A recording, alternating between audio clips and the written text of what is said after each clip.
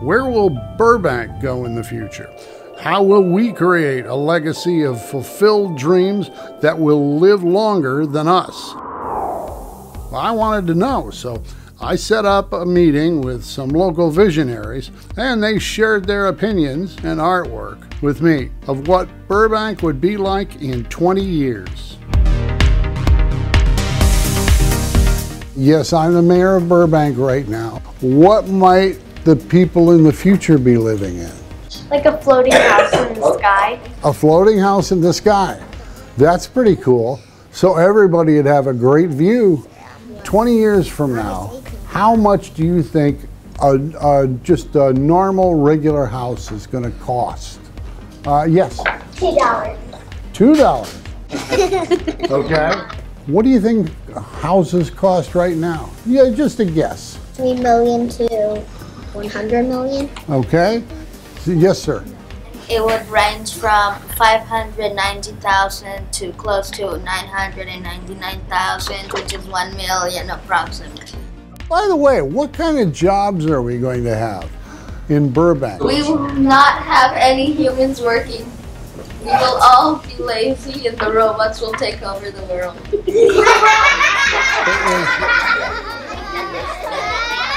Let's take a look at some more Burbank dreamers.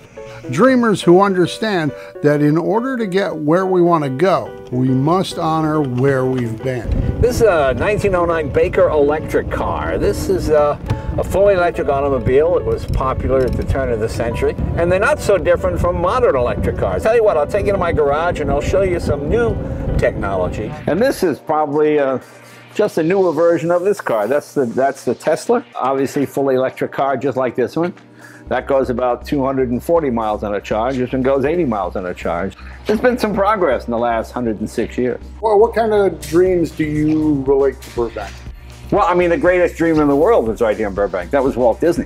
I mean, the studios are right around the corner here, and it all really started here. As I mentioned before, a little restaurant down the street called Chili John's, and Walt Disney would go in there every day and have a chili dog and a hot dog and talk to the owner about his idea to build this amusement park, and the owner thought, this guy's crazy. He's out of his mind. Man, you know, sell hot dogs. That's where the money is. Yeah, but no, I think this has always been a city of dreamers. People come here.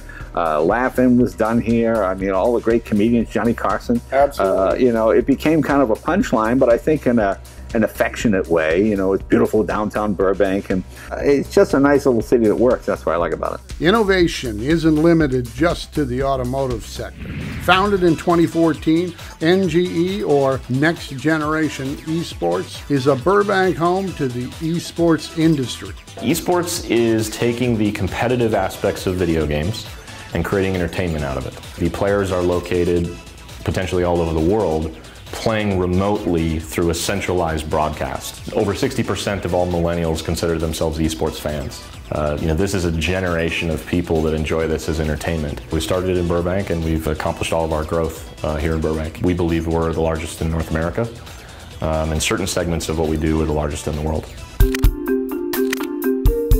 This is Canon Burbank, the company's most advanced facility, catering to professional clients in filmmaking and still photography. This technology and support center that opened its doors in July 2017 is a dedicated location for studios, post-production facilities, suppliers, and professional organizations. What led us into Canon Burbank was 6 years ago we launched our Cinema EOS line, and we opened a space off of Sunset Boulevard on the Sunset Gower lot, and that was a great space for us to really get to know the cinema community. It was very new for us. We really got to know what they were looking for, how they wanted to learn, and how they wanted to get to know our products. So from there, that's how we ended up here. It's a beautiful site, especially for the more than 700 people who work there. Nickelodeon's new 200,000 square foot, 5-story building at the corner of Olive Avenue and Lake Street. But it might as well be at the intersection of animation and imagination. Nickelodeon was outgrowing its space. We built the original building in 1998, 77,000 square feet. We were out of it within a year. So we had people in Santa Monica, we had people in Glendale, we had people in various buildings in Burbank. The goal was, let's get everybody under one roof. And now everybody's here, and it makes productivity through the roof. Everybody's in the great new spot, and so people are really happy. This is a very attractive place to live for young families, so I think there's going to be more and more people coming to live in Burbank because they work here. This is just a small section of the Applied Minds compound in Burbank, where so much of the work of their nearly 150 employees is confidential. Our work is split between aerospace, defense, entertainment, exhibitions, museums. It's really whoever can benefit from our type of interdisciplinary thinking. So much of what we do is about the future. This expedition vehicle exemplifies Applied Minds' ability to innovate by melding art, design, science, and engineering. The company has been awarded or is pending on more than 1,000 patents.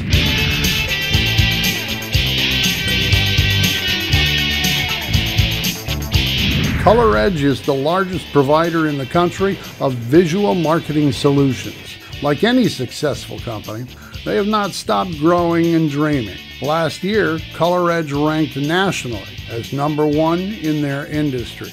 As you can see, they create high-impact visual spaces for retailers, museums, events, arenas, and corporate environments. We have a flagship facility in Carlstadt, New Jersey, as well as here in Burbank, California. What we specialize in is providing marketing solutions that enhance our clients' brand image. We work with many Fortune 500 companies, and we can execute on many platforms, whether that be print, design, asset management, packaging, prototyping. We can provide solutions that not only promote our clients' brand image, but also enhance it to give them the status and the image that they're after. It's not just private industry that dreams. The public sector can dream too. There are examples from New York City's High Line, an abandoned rail line that's been transformed into a 1.5-mile-long park, to Dubai, where miniature self-driving police cars will be deployed by the end of the year. In Portland, they're using bikes in a way that is redefining how to get around an American city. 7.2% of Portland commuters use bikes, which is easy to do with 350 miles of bikeways available to them. And take a look at what they've done in Denmark. They've repurposed the former industrial area and built Dock 1, a futuristic building, cultural center, and the largest library in Scandinavia.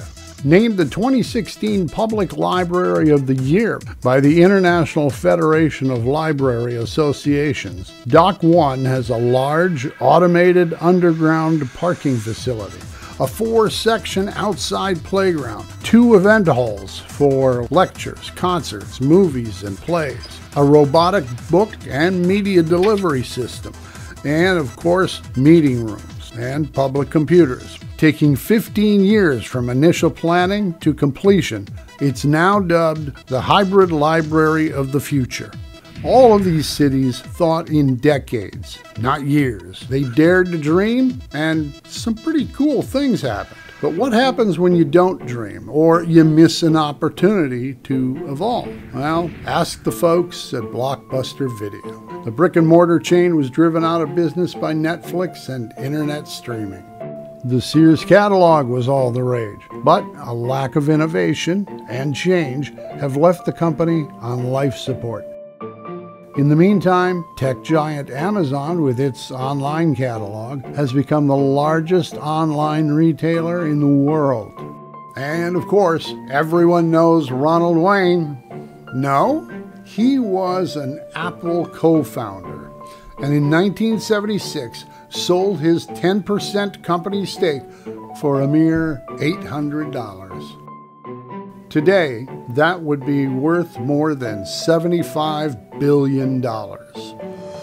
So, we return to our young dreamers, whose inheritance will be what we do today. We owe it to them to dream with purpose. We might not build a floating house in the sky anytime soon, but we can build more affordable housing while protecting neighborhoods, improving transportation, and creating more open space. There's an old Greek proverb that says, "Society grows great when people plant trees whose shade they will never sit in." So join us and let's plant a tree together.